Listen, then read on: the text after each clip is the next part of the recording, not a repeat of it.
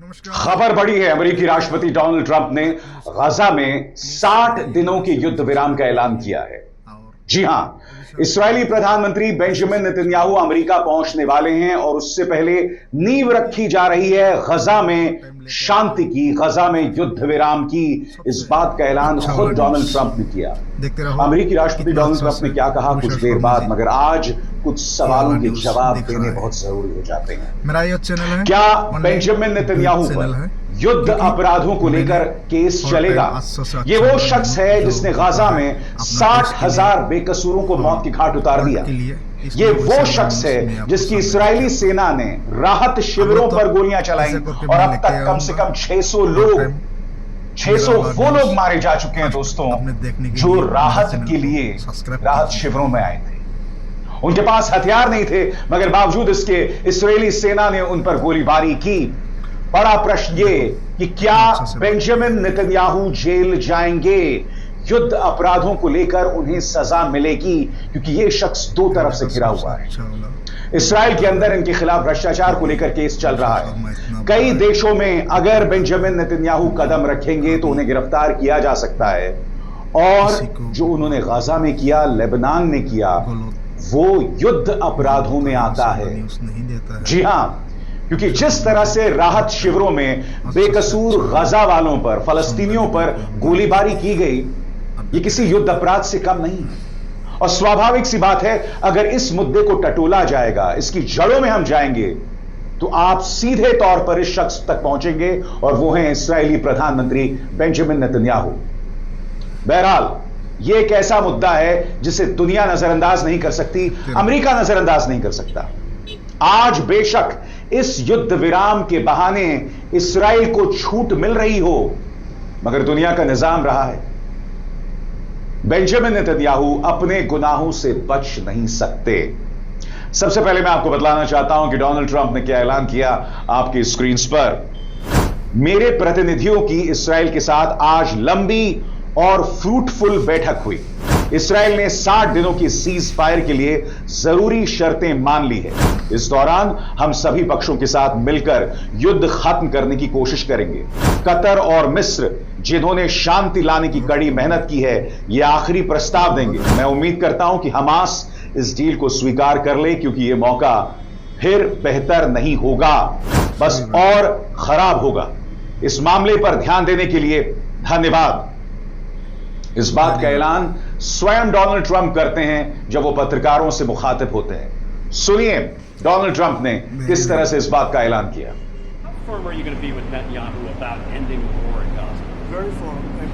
But he wants it to. I will tell you. He's coming here next week. He wants to end it too. We had a tremendous success with Iran. They won't have me. Somebody said, "When are you going to sign?" I said, "Sign? They are so bombed out." Did you see the report issued this morning? The place was decimated. It'll be years before anybody even gets down there. So that's not a priority, but we'll have a report and we'll have whatever we want. We'll get whatever we want from Iran. And I think, and I hope they want to have a good country. You know, they have massive sanctions right now, biting sanctions. It's going to be very hard for them to do anything with those sanctions. And I look forward to maybe there'll be a time when we get along with them and they can rebuild their country. Is there a report where you tell Netanyahu, like, you gotta end this now, you gotta strike a deal? Well, he wants to. I can tell you he wants to, and I think we'll have it. I think we'll have a deal next week. That's what I think. अब आपके जहन में सवाल होगा कि क्या इस्राएल इस युद्ध विराम के लिए तैयार हो रहा है या हो जाएगा? अब डोनाल्ड ट्रंप अपनी तरफ से संदेश दे रहे हैं कि मैं इस्राएली प्रधानमंत्री बेंजामिन नेतन्याहू के साथ बहुत ज्यादा सख्त होने वाला हूं। आपको यह याद दिलाने की जरूरत नहीं है कि जिस तरह से इस्राएल ने ईरान वाले मामले में युद्ध विराम की शर्तों को तोड़ा था, उस बात को लेकर ट्रंप बेतहाशा नाराज हुए थे और अब भी वो सख्ती की बात कर रहे हैं। और मैं आपका ध्यान खींचना चाहूंगा डोनाल्ड ट्रंप के बयान के इस पहलू की तरफ जो आपकी स्क्रीन पर आ रहा है। प्रेसिडेंट ट्रंप ने कहा कि वो जब व्हाइट हाउस में प्रधानमंत्री नेतन्याहू से मिलेंगे तो गाजा युद्ध को खत्म करने के मुद्दे पर बहुत सख्ती से बात करेंगे। उन्होंने यह भी कहा कि उन्हें उम्मीद है कि अगले हफ्ते के किसी समय सीज फायर हो जाएगा और नेतन्याहू भी इसे खत्म करना चाहते हैं। मगर इस्राइल इसके बदले में क्या चाहेगा, बड़ा प्रश्न ये। और उससे भी बड़ी बात, बेंजामिन नेतन्याहू अपनी जान को बचाने के लिए इसके बदले में किस तरह का मुआवजा चाहते हैं। सबसे बड़ी बात मैं आपको बतलाना चाहता हूं, इस्राइल की जो वार्ताकार टीम है, जो नेगोशिएटिंग टीम है, उसके प्रमुख हैं ये शख्स रॉन डर्मर, और उनकी मुलाकात इस वक्त 3 लोगों से हो रही है। मध्य पूर्व में अमेरिकी दूत स्टीव विटकॉफ, मार्को रूबियो जो कि विदेश मंत्री हैं अमेरिका के, और साथ ही उपराष्ट्रपति जेडी वैंस, इन 3 लोगों से रॉन डर्मर की इस वक्त मुलाकात हो रही है। और जाहिर सी बात है इस मुलाकात का मकसद है इस्राएली प्रधानमंत्री की अमेरिका यात्रा से पहले जमीन तैयार करना, ताकि इस 60 दिन के युद्ध विराम को अमली जामा पहनाया जा सके। मगर जैसे मैंने बताया, इस युद्ध विराम के बदले जिस तरह की छूट इस्राएल को दिया जा रहा है, उससे आपके होश उड़ जाने वाले हैं।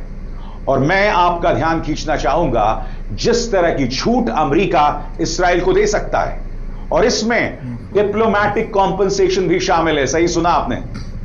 वो इस्राएल जिसने लेबनान में तबाही मचाई, जिसने ईरान पर हमला किया, भड़काऊ हमला किया, बगैर किसी कारण के हमला किया, वो इस्राएल जिसने 60,000 बेकसूर फलस्तीनियों को मार दिया, उससे डिप्लोमैटिक कॉम्पनसेशन देने की बात की जा रही है। गौर किया जाए, जो मौजूदा डील चल रही है उसमें इस्राएल को डिप्लोमैटिक कॉम्पनसेशन, राजनीतिक मुआवजा मिलने की उम्मीद है। हारेट्स को इस्राएल, अमेरिका और खाड़ी देशों के कई सूत्रों ने बताया। अब आपके जहन में सवाल होगा कि इस मुआवजे में क्या क्या शामिल हो सकता है और इस्राएल को क्या क्या दिया जा सकता है। तो इस मुआवजे में ये तमाम चीजें शामिल हो सकती हैं जो आपके स्क्रीन पर आ रही हैं। इस्राएल और सऊदी अरब के बीच फिर से बातचीत शुरू करना, ताकि दोनों देशों के बीच राजनयिक संबंध बन सके। ओमान के साथ एक नॉर्मलाइजेशन अग्रीमेंट, यानी सामान्य संबंधों की एक डील। सीरिया की तरफ से एक ऐतिहासिक ऐलान जिसमें कहा जाएगा कि अब दोनों देशों के बीच दुश्मनी खत्म मानी जाए। और मगर सीधा सा सवाल, यह राजनीतिक मुआवजा इस्राएल को दिया जाएगा, मगर इस्राएल के अपने गुनाहों की दास्तान, उस पर क्या कार्रवाई की जाएगी? क्योंकि पिछले 24 घंटों में इस्राएल ने फलस्तीन में 112 लोगों को मौत की घाट उतार दिया है। बड़ी तादाद में उन लोगों को मारा जा रहा है जो राहत शिविरों पर जा रहे हैं मदद मांगने, जो पहले से मरे हुए हैं, जो अधमरे हैं, उन पर गोलियां चला रहा है इस्राएल। और इस्राएली बर्बरता किस कदर हर गुजरते लम्हे के साथ बढ़ रही है, उस पर आपको गौर करना पड़ेगा। इस्राएली बर्बरता, इस्राएली सैनिकों ने एक राहत वितरण केंद्र के पास 7 लोगों को मार डाला। हमास शासित स्वास्थ्य मंत्रालय के सूत्रों ने डीपीए को बताया। आईडीएफ ने कहा है कि वो इस घटना की जांच कर रहे हैं। सेना का कहना है कि बीते एक दिन में उसने गाजा में 140 से ज्यादा आतंकवादी ठिकानों पर हमला किया है। हमास शासित स्वास्थ्य मंत्रालय के मुताबिक इस्राएली हमलों में पिछले 24 घंटों में 112 फलस्तीनियों की मौत हुई है और 463 लोग घायल हुए हैं। मंत्रालय का कहना है कि 7 अक्टूबर 2023 से शुरू हुए इस युद्ध में अब तक 56,647 फलस्तीनियों की जान जा चुकी है। आईडीएफ ने सोमवार को गजा सिटी के बंदरगाह पर हुए हमले पर पहली बार बयान दिया है, जिसमें उसने कहा कि उसने हमास के कई आतंकवादियों को निशाना बनाया। लेकिन हमास के स्वास्थ्य मंत्रालय के अनुसार इस हमले में कम से कम 34 लोगों की मौत हुई। शिफा अस्पताल ने बताया कि मारे गए लोगों में महिलाएं और बच्चे भी शामिल थे। सबसे बड़ी बात, मारे गए लोगों में महिलाएं और बच्चे भी शामिल थे। क्या ये महिलाएं और बच्चे आतंकवादी थे? आईडीएफ कह रहा है कि वो इस बात की जांच कर रहा है। आईडीएफ न जाने कितने मुद्दों की जांच करेगा। कल्पना कीजिए, आप मदद लेने के लिए जा रहे हैं और आप पर हमला कर दिया जाए। और यह आंकड़ा सामान्य नहीं है।